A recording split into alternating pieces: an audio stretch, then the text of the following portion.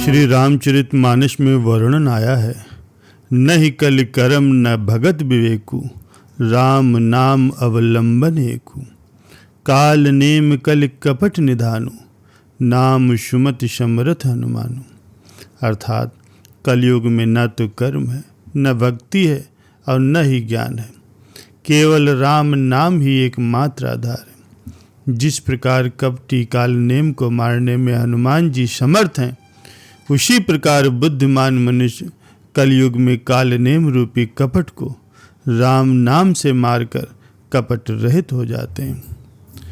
राम नाम वो महामंत्र है जिसे भगवान श्री शंकर जी निरंतर जपते हैं, जो कि जन्म मृत्यु के चक्र से मुक्त होने के लिए सबसे आसान ज्ञान है।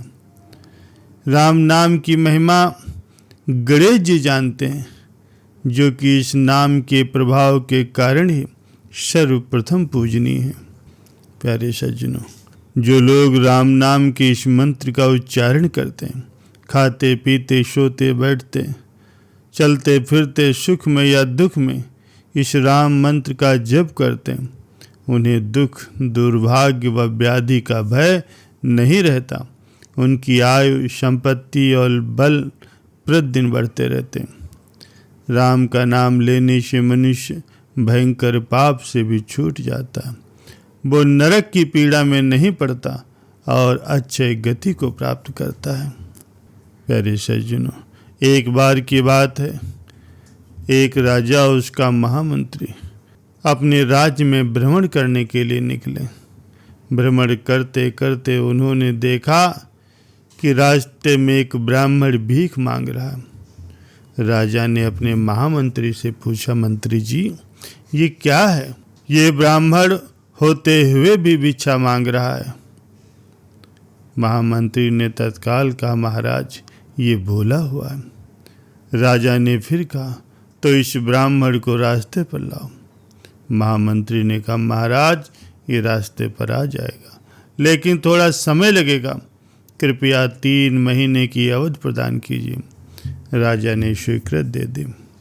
शाम को महामंत्री उस ब्राह्मण के घर गया और ब्राह्मण से विद्वान होकर के भी भीख मांगने का कारण पूछा। उस ब्राह्मण ने कहा, मेरी आर्थिक स्थिति बहुत खराब है, मुझे भोजन तक की दिक्कत है, मेरे परिवार का गुजारा भीख मांग कर ही चलता है। ब्राह्मण के बताने पर महामंत्री ने कहा, कल से प्रातः आप 4 बजे जाग जाओ और मेरे लिए 2 घंटे भगवान के नाम का स्मरण करो। शाम को 1 स्वर्ण मुद्रा आपके घर रोज पहुंचा दी जाएगी। ब्राह्मण को पहले तो ये सुन करके बहुत आश्चर्य हुआ, किंतु मन ही मनुष्य ने सोचा कि ऐसा करने में हर्ज ही क्या है। उसने राम नाम का जप करना स्वीकार कर लिया। पिछले जन्म के उसके कुछ संस्कार शुभ थे। 4 बजे उठने और राम नाम जपने में उसे कोई कठिनाई नहीं हुई। रोज शाम को 1 स्वर्ण मुद्रिका मिल जाने से धीरे धीरे वो ब्राह्मण धनवान हो गया। अभ्यास करते करते राम नाम के प्रभाव से उसके दिव्य संस्कार जग गए। एक दिन वो ब्राह्मण ने सोचा, यदि महामंत्री के लिए नाम जप से इतना धनवान बना जा सकता है, तो स्वयं के लिए नाम जपने से तो लोक और परलोक दोनों ही धनवान हो जाएंगे। ऐसा सोचकर वो रोज ही 2 घंटे खुद के लिए भी जप करने लगा। भगवान के नाम की ऐसी कृपा हुई कि उस ब्राह्मण की सारी कामनाएं खत्म हो गईं और एक दिन ब्राह्मण ने उस महामंत्री से कहा, मंत्री जी, आप कृपा करके सोने की मुद्रिका न भेजें, अब मैं केवल अपने लिए ही जप करूंगा। प्रभु नाम की उपासना ने मेरा विवेक और मेरा वैराग्य जागृत कर दिया। मुझे प्रभु भक्ति के लगन लग गई। एक दिन उस ब्राह्मण ने अपनी पत्नी से कहा, ईश्वर की कृपा से अपनी गरीबी दूर हो गई, सब ठीक हो गया। अगर आप अनुमति दें तो मैं एकांत में रह करके नाम जप की साधना करना चाहता हूँ। उसकी पत्नी भी साध्वी थी, अतः उसने स्वीकृति दे दी। अब ब्राह्मण देवता सतत प्रभु के स्मरण में लग गए। राम नाम का जप उनका सतत चालू हो गया। उनकी साधना फलने फूलने लगी। लोग उनके दर्शनार्थ पधारने लगे। धीरे धीरे ये बात राजा तक जा पहुंची। तो वो राजा भी एक दिन अपने महामंत्री के साथ उस महात्मा के दर्शन करने के लिए पधारे।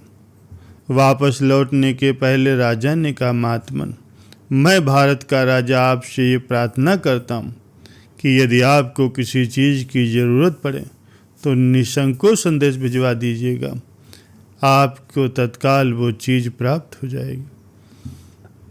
ये सुन करके वो ब्राह्मण देवता मुस्कुराए और बोले, राजन, आपके पास ऐसा कुछ भी नहीं है जिसकी मुझे ज़रूरत हो। हाँ, यदि आपको कुछ चाहिए तो आप मांगने में संकोच मत करना। महामंत्री ने कहा, राजन, क्या आपने इसको पहचाना? राजा ने कहा, नहीं मंत्री जी, मैं इनको नहीं जानता। तो महामंत्री ने कहा, महाराज, ये वही ब्राह्मण देवता हैं जो 3 महीने पहले भीख मांग रहे थे। प्रभु नाम के जप ने एक भिखारी को सच्चा दाता बना दिया। अब ये लेने वाले नहीं बल्कि देने वाले बन गए। ये सुन करके राजा को बहुत हैरानी हुई। प्यारे सज्जनों, ये है प्रभु नाम के जप का प्रभाव, जो एक भिखारी को भी सच्चा दाता बना देता है। पूज्य महाराज जी कहते हैं कि भले ही हमारे शरीर का हर एक रोम बुरे और गंदे कार्यों में डूबा हो, भले ही नकारात्मक कर्मों या विचारों से हम जो भी कार्य करते हैं उसकी कितनी भी खरपतवार हो, भले ही पहाड़ के आकार के हमारे बुरे कर्म हो, लेकिन भगवान का नाम उनसे मुक्त कर देता है, हमारे पाप कर्मों को जला करके राख कर देता है।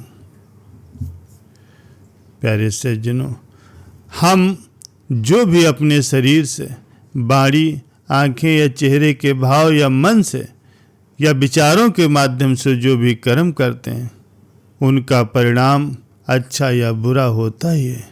यही प्रकृति का नियम है और हम इस धरती पर रहने वाले इंसानों पर ये नियम लागू होता है।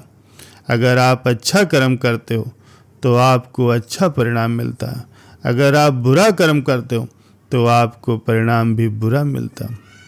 ये कर्म सिर्फ एक जन्म के नहीं होते, ये परिणाम हमारी आत्मा में पिछले सभी जन्मों से चले आ रहे हैं। हमारे कर्मों का फल हमारे साथ ही आता है और हमें हमारे कर्मों के अनुसार ही नया जन्म मिलता है। लेकिन महाराज जी कहते हैं, यदि आपने इस जन्म में या पिछले जन्मों में चाहे जितने भी बड़े या बुरे कर्म किए हों, भगवान का पवित्र नाम लेने से वे सभी प्रकार के पाप कर्म, अच्छे या बुरे जो भी होते हैं, वो सभी भस्म हो जाते हैं। मतलब ये कि जो भी कर्म हमारे भोगने वाले थे उनका परिणाम मिट जाता है, वो नष्ट हो जाते हैं। समस्त प्रकार के कर्म जल करके खत्म हो जाते हैं। ये है प्रभु के नाम सिमरन का प्रभाव।